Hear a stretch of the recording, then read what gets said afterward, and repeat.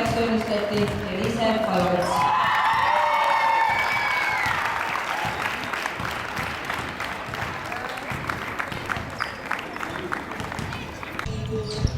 Palju õnne!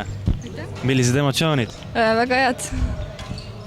On ka mõningane üllatustunne, et suutsite võib-olla natuke tugevamaid täna ikka paika panna?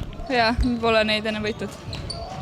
Enda mäng oli päris enesekindel, et kuidas ise kommenteerid?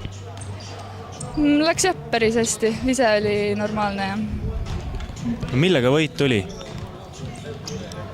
Saime kaitses enam-vähem hakkama ja vahelt saime palle lõigatud ja viskad läksid ka. Kadril läksid 3 hästi. Mis nüüd meeskonnaga edasi, kuidas pühad mööduvad? Ma ei tea, siis näeb. Selge, aitäh! Kõigepealt palju õnne. Millised emotsioonid? Vägevad. Tundub, et me tahtsime nii väga seda võitu. Oligi, et terve mängu olid liidri positsioonil ja iga kord, kui vastased tundusid, et hakkavad järgi jõudma, tegite enesekindlalt sammud ja viskasite sisse ja suurendasite vahet, et mängu kokkuvõte selline.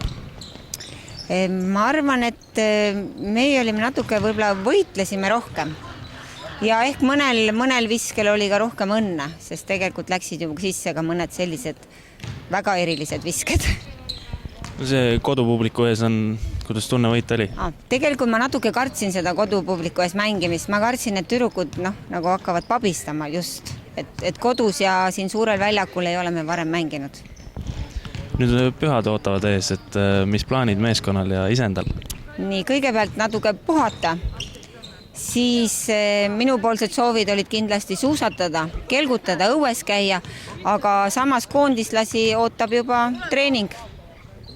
Selge, aitäh!